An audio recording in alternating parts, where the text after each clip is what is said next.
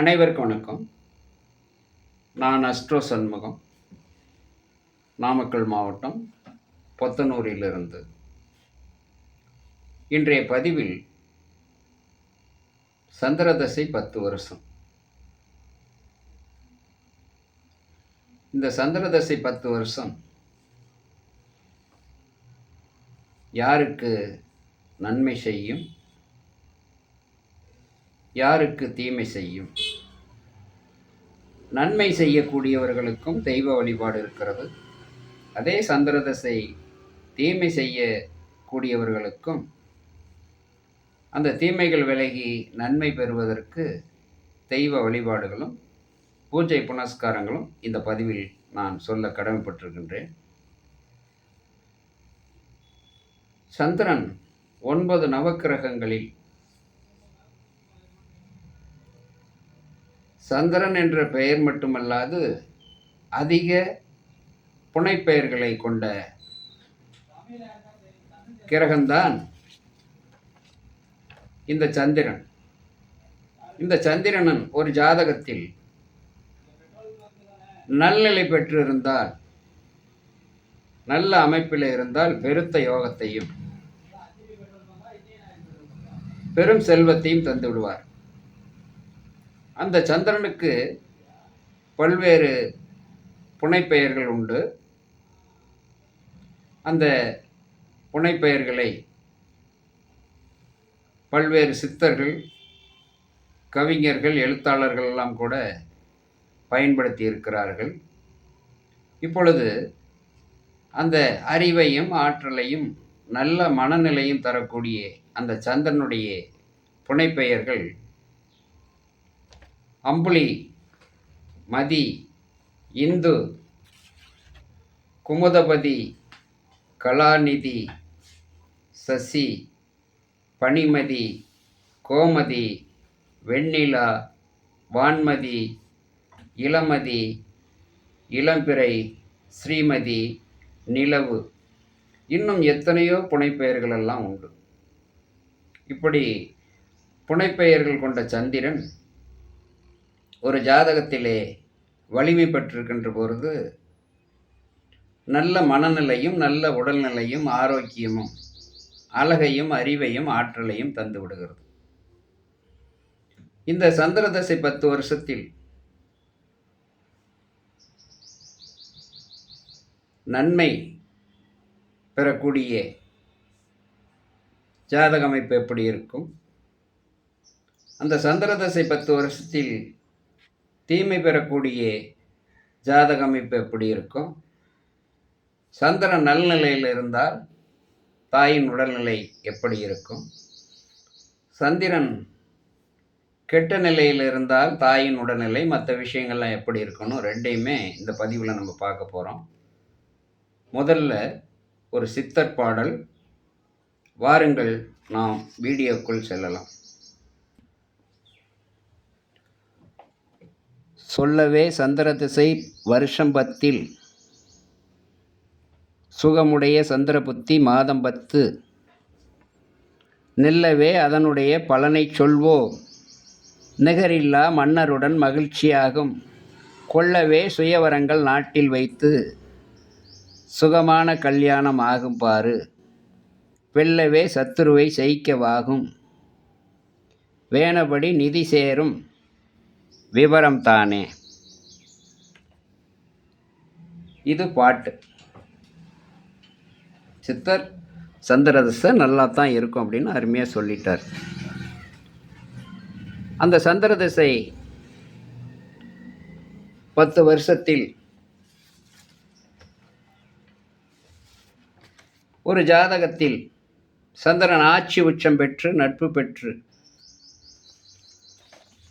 சந்திரன் வளர்வுரையாக இருந்து கேந்திரம் திரிகோணம் ஏறி சந்திரன் என்ற நட்சத்திராதிபதி சந்திரனுக்கு கேந்திரம் திரிகோணம் ஏறி நின்றாலும், சந்திரனை குரு போன்ற சுபக்கிரகங்கள் பார்த்தாலும்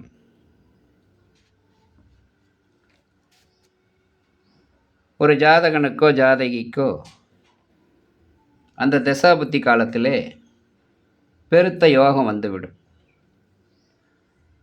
ஒரு குழந்தை பிறக்கின்ற பொழுது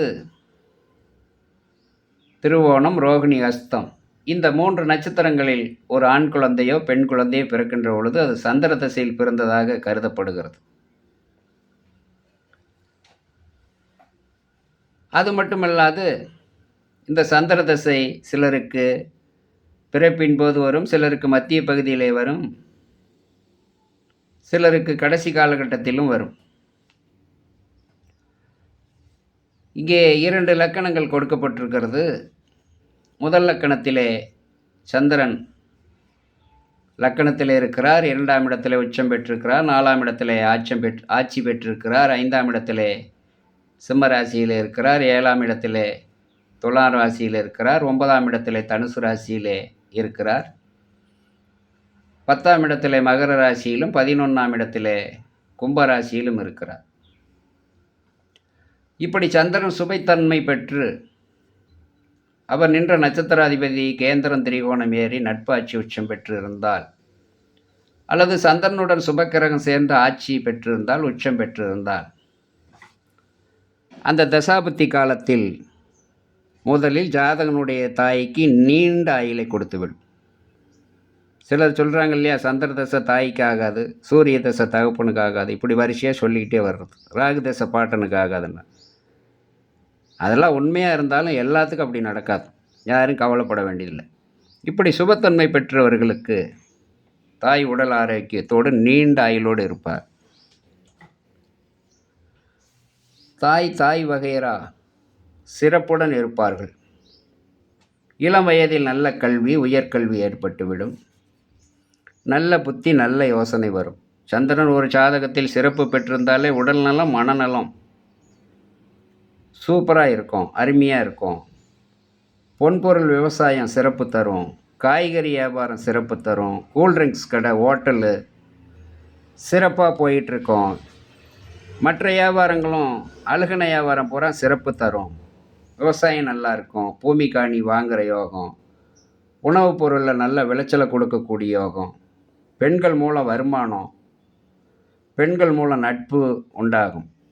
உடல் வியாதி வராது, வந்தால் உடனே விலகிடும். தீய சக்தி அவர்கள் அண்டாது, தெய்வ சக்தி குடியிருக்கும். குறிப்பாக பார்வதி பரமேஸ்வரனுடைய அருளும் ஆசியும் இவர்கள் பெற்றிருப்பார்கள். தொல்லை மொல்லை வேதனைகள் விலகும்.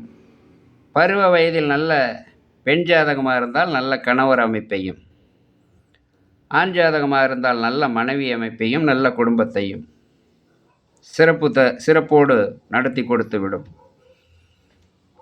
தாய் தொழில் செஞ்சால் கூட அந்த தொழிலில் வெற்றி பெற யோகத்தை கொடுக்கும். ஜாதகனுடைய சொந்த தொழில், அரசு சார்ந்த விஷயங்கள், அரசு வேலைகள் இவைகளெல்லாம் கூட சிறப்பாக இருக்கும். மண்மனை, பூமி, வீடு, வண்டி, வாகனம் சிறப்பாக அமையும். செல்வ செழிப்பு, பண வருவாய் சிறப்பாக இருக்கும். ஒரு ஜாதகத்தில் லக்கணத்துக்கு 1, 5, 9 வளர்வரை சந்திரன் இருந்து அவர் நின்ற நட்சத்திராதிபதியும் நல்நிலை பெற்றிருந்தால் அந்த புத்திகளில் பெருத்த ராஜயோகத்தை சந்திரன் கொடுத்து விடுவார். ஆகையினால சந்திர தசை வந்துட்டால் இந்த மாதிரி கிரக அமைப்பு இருந்தால் தாயாருக்கு ஒன்றும் பண்ணாது, ஜாதகனுக்கு ஒன்றும் பண்ணாது, நல்லா வளர்ச்சியை கொடுத்துரும். அடுத்து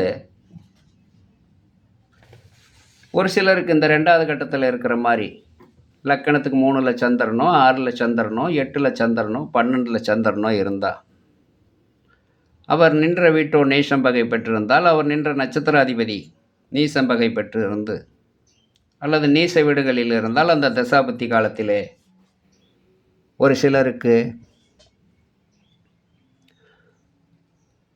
மனநிலை, உடல்நல பாதிப்பை தரும். ஜாதகனுக்கு தாயினுடைய மனநல, புத்தி நிலை ஒரு நிலையில் இருக்காது. விவசாயத்தில் நஷ்டம் கொடுக்கும், செய்தொழில் வியாபாரத்தில் நஷ்டத்தை கொடுக்கும். ஹோட்டல், காய்கறி வியாபாரம், கூல்ட்ரிங்க்ஸு இந்த மாதிரி ஏதாவது சொந்த தொழில் செஞ்சால் அந்த ஜாதகனுக்கோ மற்றவர்களுக்கோ அந்த தசாபுத்தி சந்திர தசை சரியில்லைன்னு சொன்னால் அதில் நஷ்டத்தை கொடுத்துரும். மனம் ஒரு நிலையில் இருக்காது, பித்து பிடிச்ச மாதிரி இருக்கும், மந்தத்தன்மையை கொடுக்கும், பொன்பொருள் நஷ்டத்தை கொடுக்கும், தீய சக்திகள் நடமாட்டத்தை கொடுக்கும், பெண்களால் பிரச்சனை கொடுக்கும், மண்மன பூமிக்கு பங்கத்தை கொடுக்கும், செல்வத்தடை, பண வருவாய்க்கு தடை கொடுக்கும், மாடுகன்று நஷ்டத்தை கொடுக்கும், பெரிய அல்லலும் தொல்லையும் மனக்கவலையும் இருந்து கொண்டே இருக்கும். இப்படி இருக்கிறவங்களுக்கெல்லாம் ஏதாவது ஒரு வழி சொல்லணும் இல்லையா? அப்போ அந்த சந்திர தசை சரியில்லாதவங்களுக்கு அந்த சந்திர புத்தி வரும் பொழுது அது ஒரு 10 மாதம் வரும். 10 வருஷத்தில் சந்திர புத்தி 10 மாதம் தொடர்ந்து 9 கிரகங்களும் அந்த புத்தியை நடத்தும். அந்த வகையில் முதல் புத்தியாக சந்திர புத்தி வர்ற போது சிவன் பார்வதி வழிபாடு செய்கிறதும், துர்க்கை அம்மனை வழிபாடு செய்கிறதும், வனக்காளி பத்திரகாளி பூஜை செய்கிறதும் நல்லது. அதே மாதிரி செவ்வாய் புத்தியில் சுப்பிரமணிய கடவுளை வழிபாடு செய்கிறதும், சிவன் பார்வதி வழிபாடு செய்கிறதும் நல்லது. ராகு புத்தியில் ஆயுள் விருத்தி ஹோமம் செஞ்சுக்கிறதும், துர்க்கை காளி வழிபாடு செய்கிறதும் நல்லது. குரு புத்தியில் தட்சிணாமூர்த்தி குரு வழிபாடு செய்கிறதும், சிவபெருமான் வழிபாடு செய்கிறதும் சிறப்பை தரும். சனி புத்தியில் சனீஸ்வர வழிபாடும், அவரவருக்கு ஏற்ப வசதி இருந்தால் எரும மாடு தானமும் கொடுக்கலாம், அது நல்லது. புதன் புத்தியில் லட்சுமி நரசிம்மரை வழிபாடு செய்கிறதும், சக்கரத்தாழ்வார புதன்கிழமை நாளில் போய் வழிபாடு செய்கிறதும் சிறப்பு. கேது புத்தியில் விநாயகரை வழிபாடு செய்கிறதும், ஆயுள் விருத்தி ஹோமம் செஞ்சுக்கிறதும், ஆட்டுக்குட்டி தானம் கொடுக்கறதும் நல்லது. சுக்கிர புத்தியில் லட்சுமி நாராயணன் அல்லது லட்சுமி நரசிம்ம பெருமாளை வழிபாடு செய்கிறதும், பூஜை புனஸ்காரம் செஞ்சு வணங்குறதும் சிறப்பு. அதே மாதிரி சூரிய புத்தியில் சிவன் பார்வதி வழிபாடு செய்கிறதும், பசுமாடு தானம் கொடுக்கறதும், கோமாதா பூஜை செய்கிறதும் சிறப்பு. இந்த சந்திர தசை நல்லா இருக்கிறவங்களும் இதை செய்யலாம். சந்திர தசை மோசமாக இருக்குது, தாய்க்கு சரியில்லை, பையனுக்கு சரியில்லைங்கிறவங்களும் இந்த தெய்வ வழிபாடுகளை செஞ்சுட்டு வர்ற போது அதனால் வரக்கூடிய கஷ்டங்களெல்லாம் விலகி உங்களுக்கு நன்மை தரும். சரி சகோதர சகோதரிகளே, ஏற்கனவே குரு தசை, சனி தசை, புதன் தசை, கேது தசை, சுக்கிர தசை, சூரிய தசை என்று சொல்லி இன்று சந்திர தசை போடப்பட்டிருக்கிறது. இதற்கு முன்னால் அந்த திசைகளுக்குரிய தெய்வ வழிபாடுகளும் சொல்லப்பட்டிருக்கிறது. அந்த வீடியோவும் பாருங்கள், எல்லாம் உங்களுக்கு பயனுள்ள வகையில் அமைஞ்சிருக்கும். அதே நேரத்தில் ஜாதகம் பார்க்கணும் அப்படின்னு விருப்பப்படுறவங்க என்னுடைய கஸ்டமர் நேராக என் வீட்டுக்கு வந்துடுறாங்க. அது எப்போவுமே அது இயற்கையாக நடந்துகிட்டு இருக்குது. இந்த எங்கள் நாமக்கல் மாவட்டத்தை கடந்து தொலைதூர மாவட்டங்களில் இருக்கக்கூடியவர்கள், வெளி மாநிலங்களிலே இருக்கக்கூடியவர்கள், வெளிநாடுகளிலே இருக்கக்கூடியவர்கள் பலர் மெசேஜ் மூலமும் ஃபோன் வாயிலாகவும் கேட்டிருக்கிறீர்கள். நீங்கள் ஜாதகம் பார்க்க விருப்பப்பட்டால் உங்களுடைய ஜாதகத்தை இந்த ஸ்க்ரீனில் தெரியக்கூடிய நம்பருக்கு வாட்ஸ்அப்பில் அனுப்பி வையுங்கள். ஜாதகம் இல்லாதவர்கள் பிறந்த நேரம், பிறந்த தேதி, பிறந்த ஊர் இவைகளை அனுப்பி வையுங்கள். உங்களுக்கு கொடுக்கப்பட்ட அந்த நேரத்தில், குறித்த நேரத்தில் உங்களுக்குரிய ஜாதக பலாபலன்களை நான் சொல்ல கடமைப்பட்டிருக்கின்றேன். உங்கள் வீட்டில் இருந்தபடியே பார்த்து கொள்ளலாம். நேரம் மிச்சம், பண விரயம் மிச்சம். வீட்டில் இருந்தபடியே உங்களுக்கு கொடுக்கப்பட்ட அந்த நேரத்திலே எல்லா விஷயங்களையும் கேட்டு அறிந்து தெரிந்து கொள்ளலாம். ஜாதகம் பார்ப்பதற்கு மிக குறைந்த கட்டணம்தான் வாங்கப்படுகிறது. அது எனக்கு ஃபோன் செய்து கேளுங்க, மெசேஜ் பண்ணி கேளுங்க, நான் சொல்கிறேன். அதே நேரத்தில் என்னுடைய ஜோதிட பதிவுகளுக்கு நிறைய சகோதர சகோதரிகள் லைக் பண்ணியிருக்கீங்க, ஷேர் பண்ணியிருக்கீங்க, சப்ஸ்கிரைப் பண்ணியிருக்கீங்க. நான் யாருக்கிட்டையும் அதை செய்யுங்கன்னு சொல்கிறதில்ல. இருந்தாலும் நீங்கள் ஆர்வத்தோடு அதையெல்லாம் செய்திருக்கிறீர்கள். உங்கள் அனைவருக்கும் எனது உளம் கனிந்த மனமார்ந்த நன்றி கலந்த வணக்கங்களை தெரிவித்துக் கொள்கிறேன்.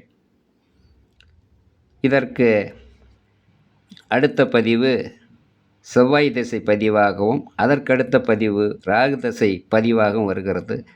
தொடர்ந்து எம்முடைய பதிவுகளை பாருங்கள். ஜோதிடம் அறியாதவர்கள், ஜோதிட ஆர்வலர்களுக்காகத்தான் இந்த வீடியோ பதிவீடு செய்யப்படுகிறது. அதனால் நீங்கள் அனைவரும் பாருங்கள். உங்களுக்கு நிச்சயமாக மனநிறைவு ஏற்படுகின்ற வகையில் எம்முடைய பதிவுகள் அமைந்திருக்கும். நன்றி, வணக்கம். மீண்டும் ஒரு பதிவில் சந்திப்போம்.